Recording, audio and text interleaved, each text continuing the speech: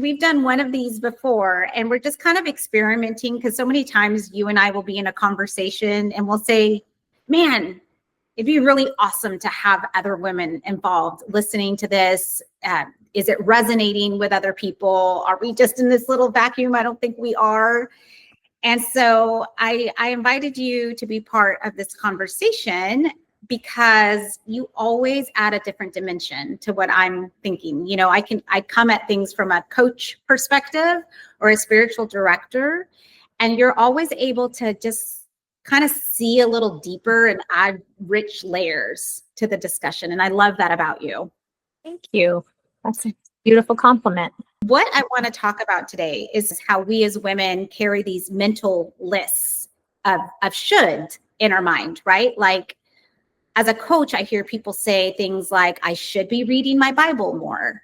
I should be cooking at home more, spending more time with my husband. I should be praying more. And while all of those things are good things, we as women, busy women in particular, let them pile up, right? The pile of shoulds to the point where we're constantly stressed, constantly pressured, constantly feeling guilty. What if we reframe those shoulds, right? What would that look like? And for me, what I've learned is reframing them to ask, how do I want to feel? What is it about this that adds value to my life? So suddenly this need to cook every night for my family looks like I want to feel better physically. I want to feel more connected to my family. And I was sharing that with you, and you said something about when we should all over ourselves. Mm-hmm. It creates shame, and it's self-criticism rather than self-compassion. And so I really thought, man, that's really rich. And I wanted you to kind of just share a little bit more about that. My greatest teacher in life is parenting. I maybe just because I've been doing it a really long time, but it brings up in me so many shoulds. And so it brings up in me, from the perspective of shame, so much shame at times. And the greatest thing that I've learned, that I am learning about parenting, is that what the behavior is really insignificant to what is underneath the behavior. And so I think bringing that lens to this that works here too. It's like, okay, why do we have these shoulds? What are the shoulds saying about us? What are the shoulds saying about our belief system, about what we think is important to who we are, and where did those beliefs come from? So I think those are the questions, because if we just should, all my shoulds are usually attached with shame, because I'm feeling that I'm not, the big thing that I think poor Eve was feeling in the garden is like, I'm not enough. And so when we're not enough, we have all these shoulds or shouldn'ts. I shouldn't. Yeah. Which is just as harmful in my opinion. So just because I'm curious and you mentioned it and I'm always wanting to go there, is Eve, right? What this feeling of not being enough, what was the should that came up out of that? I mean, I don't know. How I've been reading this for a while now is that, we have this serpent or this other voice. I kind of envision it as another voice in her head that says, you want to be like God. You want to know the answers. You want to know good from evil, because what you know right now and who you are right now is not enough. And that's kind of how I've heard it. And so while I don't go eat an apple from a tree, I try to eat a whole lot of other things, like someone else's opinion of me, or the look on someone's face, or the voices in my head from my parents or my pastors or any other person that I've given authority to in my life. And I make up that what they say about me or how they perceive me or their disappointment in me is the truth. Yeah. But it's not the truth. And so I think when we start saying the should, instead of shaming ourselves for saying should, maybe the question becomes, why should I? What is that going to give me? Or what is that going to take from me? And where did I develop that belief? Mm. And all of this is really easy and fun to talk about on a nice, beautiful day on the back porch while kids are at school. It's much harder to have that real time awareness. I believe I called you just yesterday morning, lost in all of that. Yeah. But I'm really curious about the whole Eve thing, because you come at it from the angle of she felt like she was not enough. And in my Needs and Mining workshop, I talk about how that voice, that shiny thing, which is what the Hebrew word for serpent means, made her feel like she needed something, which is essentially the same thing. Right? I'm not enough. What do I need? What should I do? And that other voice was more than happy to say, here's what you should do. You should take a bite out of this, because it's going to give you what you need. It's going to fill you. It's going to make you feel like you're enough. Yeah. And don't we do that all the time? Like, it's just a metaphor for what we do every single day. You know, I don't know what to do with myself. The first thing I do is pick up my phone and start scrolling. Or maybe I go to the Target app and buy something. Or, what do we're doing it all the time. I should be praying more. So that's a should statement, right? And from what my understanding of shoulds is that they come from external pressure, right? It's us trying to find our worth, internal worth, based on something that someone told us out there. Okay. I think maybe it started as external pressure, but it's become internal pressure. We might have heard that at one point in time, and we identified with it, and it became part of our core belief. But we never, because we, at that time, developmentally, we probably didn't have capacity to go inside and understand the why. We just owned it. And in my world, I was raised to believe that the people outside of myself, the people in authority, if they said it, it was right. And there really wasn't need, nor not a need to question it, but that would be viewed as disrespect or, going outside of authority to question or challenge. And so that became a part of my core belief. So ask that question one more time with all that caveat. Say that again. Well, I think what you're saying is correct. So this person who comes and is feeling, and we can talk a little bit more about what that person might be feeling, I should be praying more. So at some point, that was the standard that was said to them. But at some point along the way, and I like to compare it to, I had mentioned earlier to you, like a little baby plant that needs a little help, right? They might have a little tiny, not a trellis, what's the word? That little stick you put in to train support. It needed a little help standing up straight and knowing what direction to grow. But at some point, we outgrow that.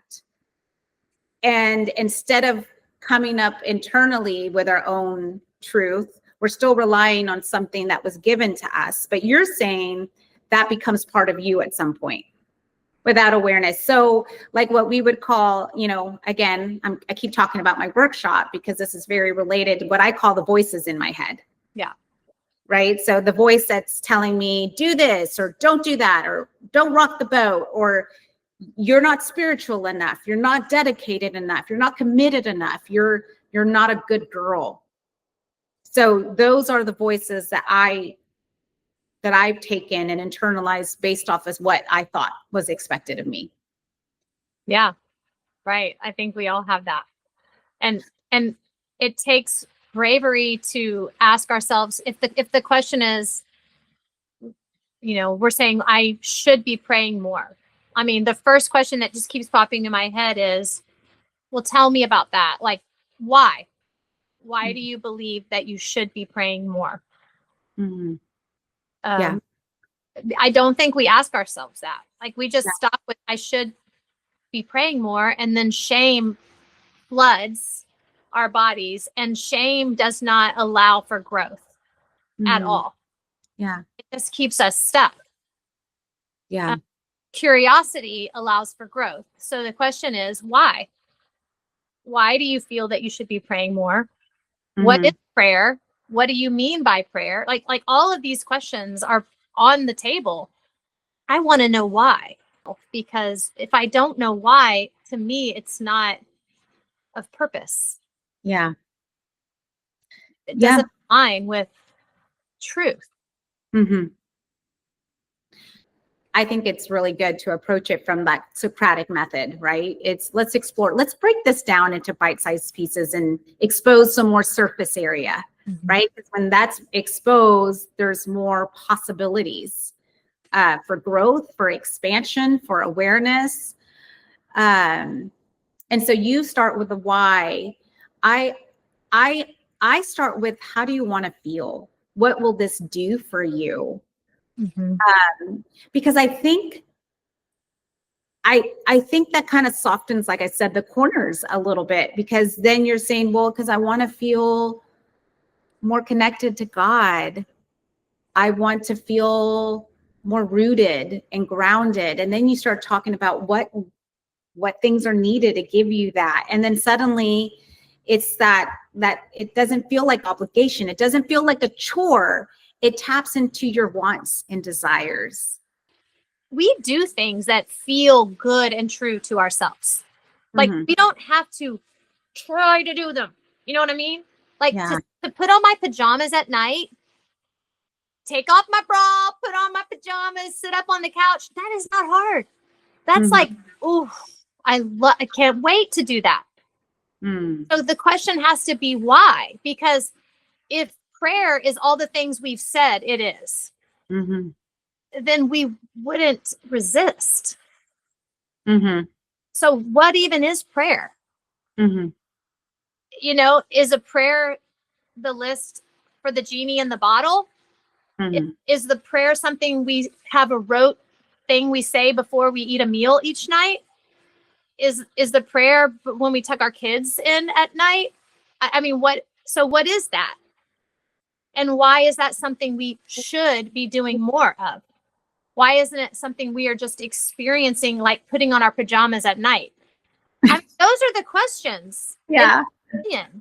I laugh because my kids tell me, one in particular, how boring my life is, right? And I'm like, it doesn't feel boring to me at all. My life is an invitation right now, Mhm. right? And so I was giggling yesterday because after I was doing the dishes, I was like so excited to get into my pajamas. I understand.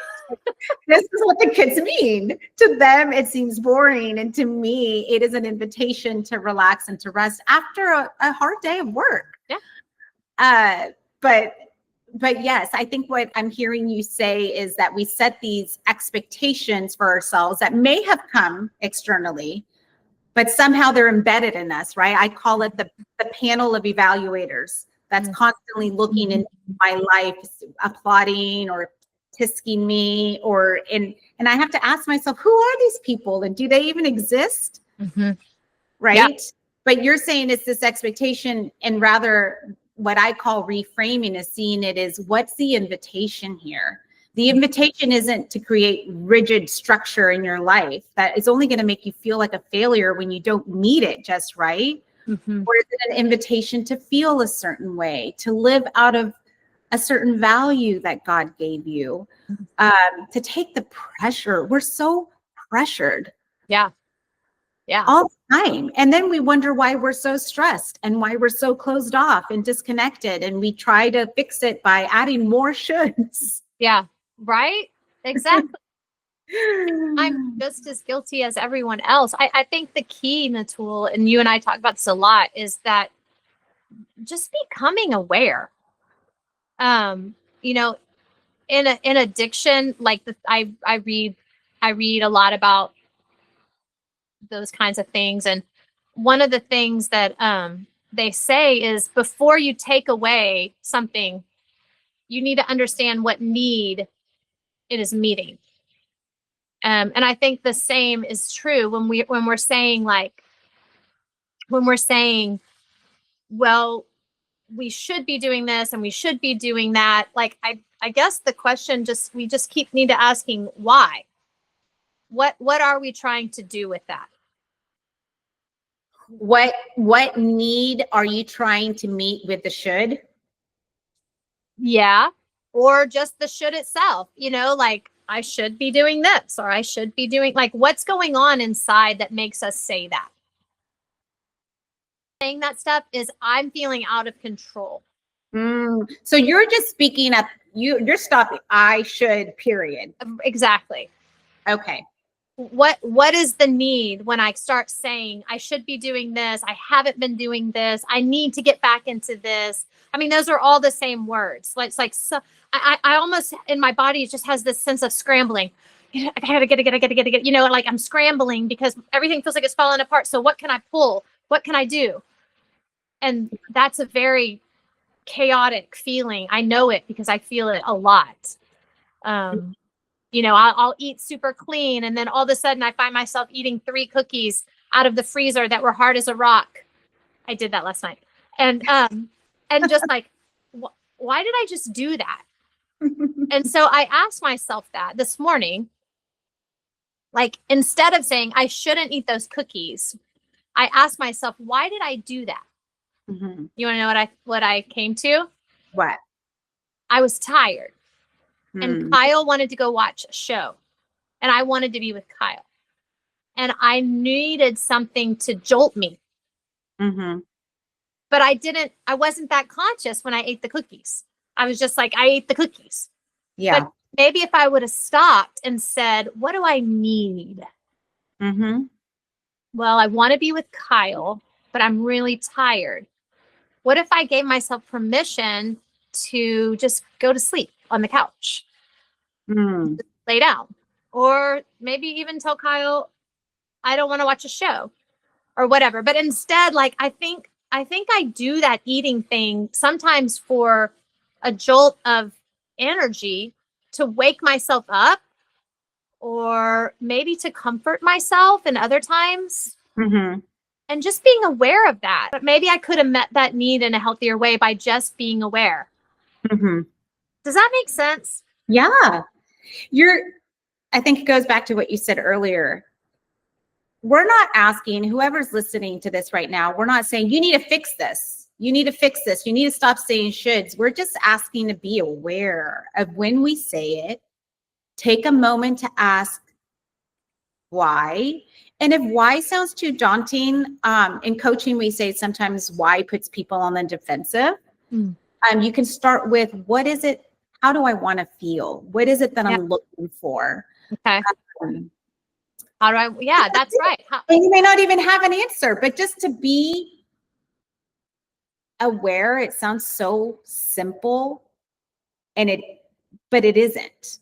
Yeah. And so we're just asking women, because I honestly, there might be a woman listening to this and say, this sounds very unrealistic. They don't have my life. Yeah. I have very real obligations. I'm a breadwinner in my home. Yeah. I have multiple kids that I'm keeping track of. I have a husband. I have all the things. So what would you say to that very busy woman who feels like she's got the weight of the world on her shoulders, and she's listening to this and saying, I'm not buying it? What do you need? What would feel good to you? I love that question, because if I would have heard that 5 years ago, I would have been like, wait a minute, am I allowed to feel good? And I think it goes back to, are we allowed to have desires? Are we allowed to do what we want? And I know that personally, because I remember the first time I was in a therapist's office, and I was telling her the weight of the world. Like, I understand that feeling when you have all these people relying on you and you're so busy. And I remember my therapist would make like a question about self-care, or just, she kept wanting me to go inside. And I'm like, she doesn't understand my obligations. She doesn't understand what a wonderful Christian I am and how sacrificial I am. And so she's asking me questions that seemed very self-centered. And it took me a long time, but I kept showing up to the appointments.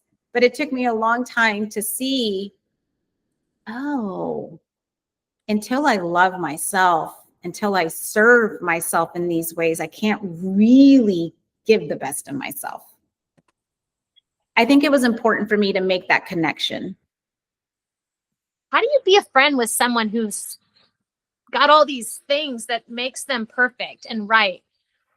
So in a way, letting go of all the shoulds kind of like is a freedom and a way to connect with my humanity and with other humans. Yeah. I mean, why would Jesus, like, he was a human?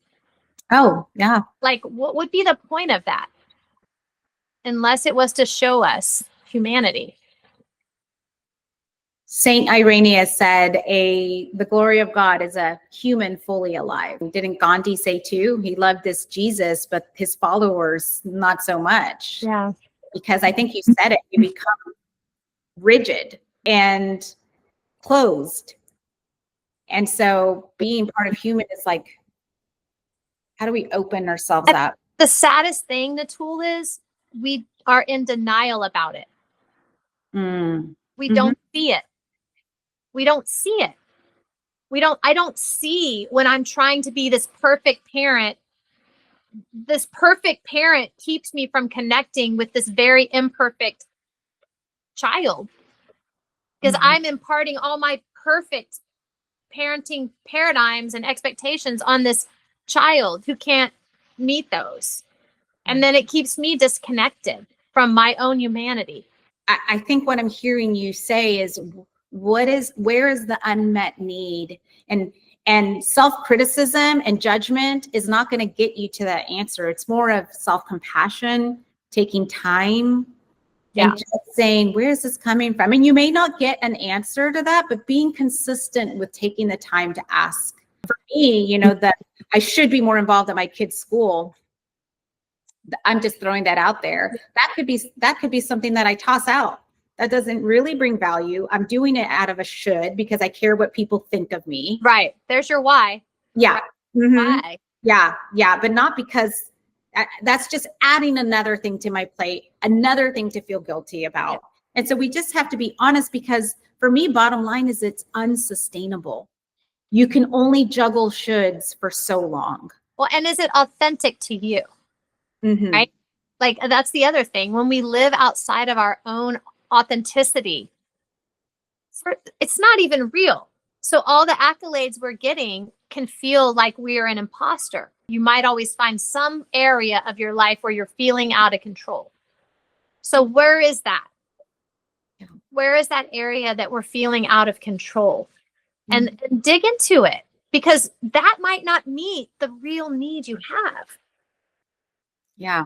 I heard a story I heard it from another coach, that she was coaching this man, and he was saying, I'm just going to sell everything and I'm going to travel the world. He had this just need to just uproot, travel the world, have this sense of adventure. And the more questions she asked, really the bottom line is that he was just bored with his job and he needed to shift, right? And find a new job that aligned more with his core values. It was a very simple move, but he didn't know what to do with it. And so he thought, oh, I just need to uproot, quit everything and travel the world. Yeah. When it was just a simple need to make a smaller shift in his life. Yeah. And I don't even know if that's a good example, but no, it's a great example. But sometimes honestly, and it's almost contradictory, sometimes we've bought into the lie so long that sometimes we have to question. Even sometimes we think we know what we want, but we don't, because we've not taken the time to dig. Yeah. Does it make sense? So I do it. I think giving permission to ask these questions Like the first therapist I ever saw 22 years ago, Rebecca, who may even listen to this. She follows me on Facebook. So hi, Dr. Becky. Anyway, she used to always say to me, is that a compassionate thought?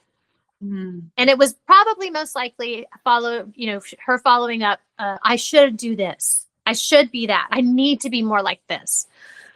I'm such a bad person, and she would always ask me, is that a compassionate thought? And that has never left me. It's never left me. And I don't always catch my thoughts, but what a great anchor for me to say, is that a compassionate thought? Are those compassionate words? Because compassion, this is scientific, and I'm not going to get into the science of it, but compassion is how we change our brain. It's how we change our nervous system. It's how we change our automatic responses and thoughts. Mm-hmm. It's through compassion, through loving compassion. That is how it changes. That is the epitome of Jesus. Yeah. He came with nothing but compassion for every wounded person he ran into. He came with compassion, and it changed people. We have to turn that inside us. And we can't even turn it outside us, because most people that we get frustrated and angry about, it's not really them. It's something that we see about ourselves in them that we've denied. Mm-hmm. And so coming inside and giving compassion to those parts allows us to see with compassion those parts in other people. Yeah. So compassion changes things. And I think the bottom line is shoulds and shouldn'ts and I'm not enoughness. All of that is not a compassionate thought or belief.